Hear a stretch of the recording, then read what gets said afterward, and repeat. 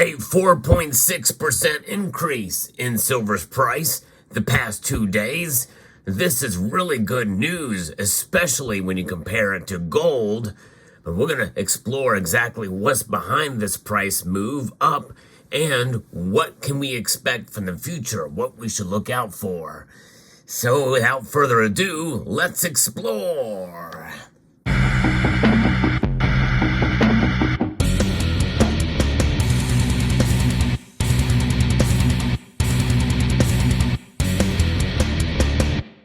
Silver's price is up again today. Moments before the markets close, silver is up 2.12%. Almost 50 cents up today to $23.48. It hasn't moved anywhere between $22.76 to a high of $23.55 today. Gold, though, has performed only modestly, gaining about $8.80, up 0.44% for gold. Platinum is also breaking out a little bit as well. It's up $12, and palladium is down $5. Those two metals have reached kind of an historic, impasse here, and maybe that's a subject for another video. But let's get into what's happening with the silver market, because it is the second exciting day that we're seeing silver make such a move today. And I think that even though we've been here before, I think this is quite unique because of the different factors that are coming into play with regards to gold, the gold to silver ratio, where the dollar index is, and other factors. You have to think of silver as a metal that serves a dual purpose. It is both a monetary metal, but mostly it's seen as a industrial metal. And first thing we should look at is the dollar index. So the fact that silver climbed as much as it did today, about 50 cents, with the dollar index actually up. Usually that works against silver, and it usually works against gold too. But the dollar index is up, and gold and silver are both up, but silver especially. Now, what about these other metals? Well, you have the base metals out there, and it's sort of a mixed bag. Copper's actually down very, very slightly, and nickel is up very slightly, and so is aluminum. But zinc and lead are both down. And oil is actually up $1.19 a barrel to $79.22. That very well could play a role.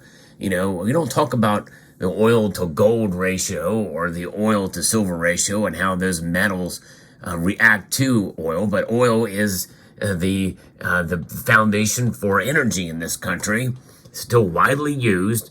As much as people would like to see it done away with, it's not going away anytime soon at all, that's for sure. Oil is here to stay, and you need oil in order to mine silver and gold. And when you think about inflation where it is today, it could be very well that we're seeing a consolidation in the commodity sector as a whole.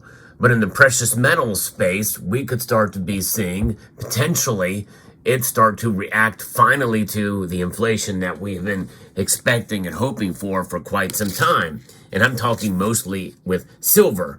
Gold really has been there. It's kind of topped out in some ways.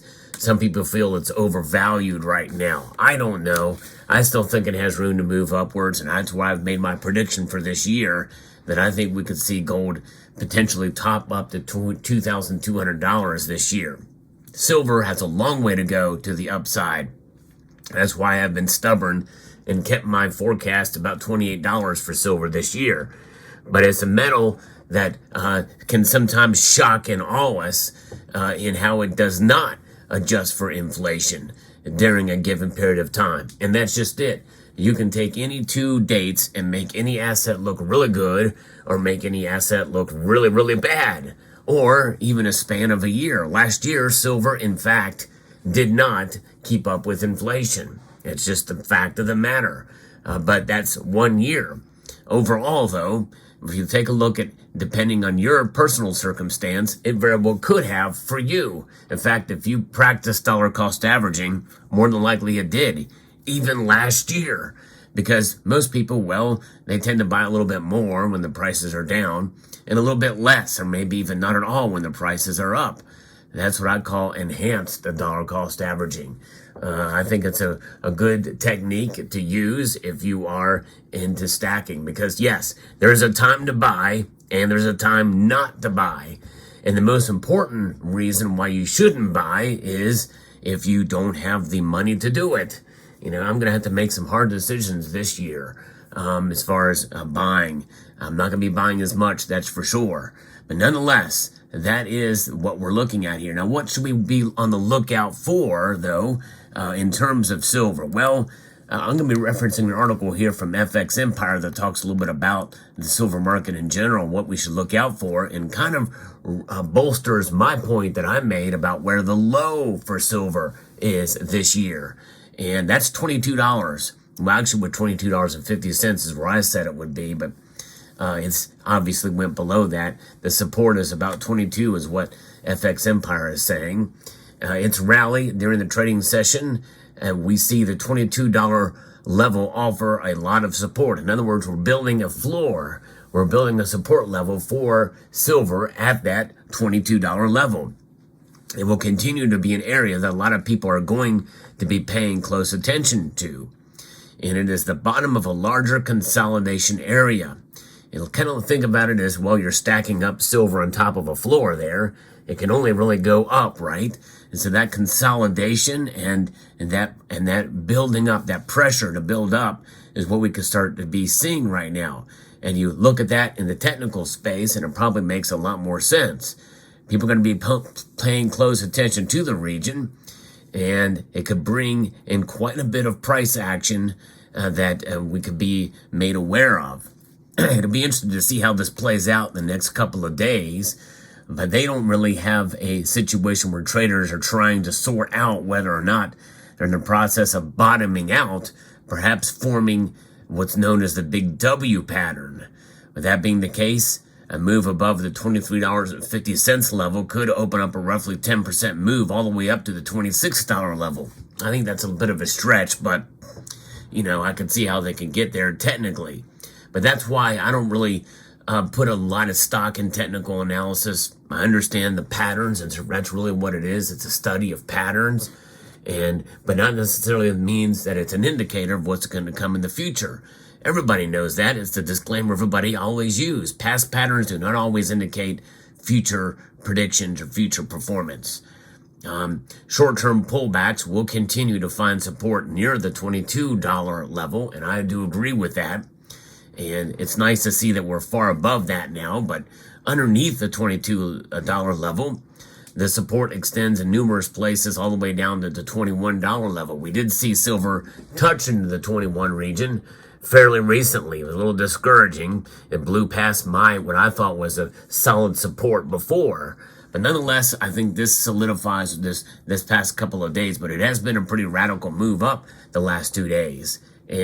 But is this consolidation to the upside, or is this a knee-jerk reaction to some of the market conditions we talked about yesterday? I don't know. Usually these big upswings and radical moves are countered with a move back down, a recovery, a coming back moment. So we'll see what happens. Now we have to think about it here that silver is highly sensitive to interest rates and interest rate talk. It's highly sensitive to the U.S. dollar. We talked about that earlier. It's actually kind of going off the beaten path with the U.S. dollar right now. And it's highly sensitive to industrial demand as well. After all, silver is an industrial metal, and that's used a lot for green technologies. We've talked about that. And there's obviously some nuance in that discussion as well, too, because of the things that are happening in the EV, the electric vehicle realm. People are not happy, especially this winter in Chicago, for instance, and a lot of the cold places, charging a battery and the life of a battery, and, it's tough. And vehicle fires, and there's a lot of different things, a lot of negatives with electric vehicles nowadays. So that I think that technology still has a way to go. We've heard about Ford cutting their Lightning truck production in half, losing a lot of money Ford has in electric vehicles. But nonetheless, as things stand right now, we're just not at the bottom of the overall range, and it looks like the market doesn't have a whole lot to say as far as where we're at right now, where it's going to head out for the rest of the year, which means that it could head back in the opposite direction. In other words, down, down, down. And they think that if we break down below the $21 level, then they would be pretty worried about it. But if we could take off above the $26 level, we could start to see more of a buy and hold scenario. Buy right now, that doesn't look very likely.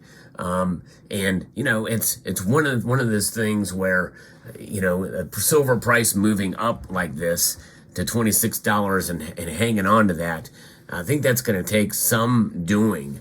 You know, it's a very interesting thing to consider in the next month or two.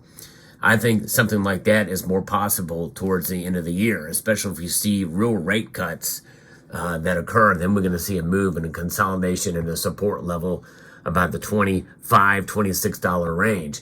But I think we're still months away from that happening.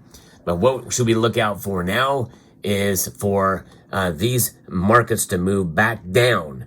Be on the watch for that. In other words, anytime there's a radical move to the upside, like we've seen the last 2 days to the tune of 4.6% over the last 2 days, that's pretty big. That's a pretty big deal. And I don't know that I would be a buyer at today's prices. But anything could happen. We're at the end of the market day, in the end of the market week. So it'll be very interesting to see what happens on Sunday night. So I hope you would join me on Sunday night as we do a Sunday night market watch, where we watch these markets and make their moves. And so let me know if you will join me down in the comment section below on Sunday night at 6 p.m. Eastern time, where we watch the markets move in real time in Asia. So I hope you found this video informative, insightful, and educational. Would like to extend a multitude of gratitude to each and every one of you for watching, and to encourage you to please rate, share, comment, and subscribe.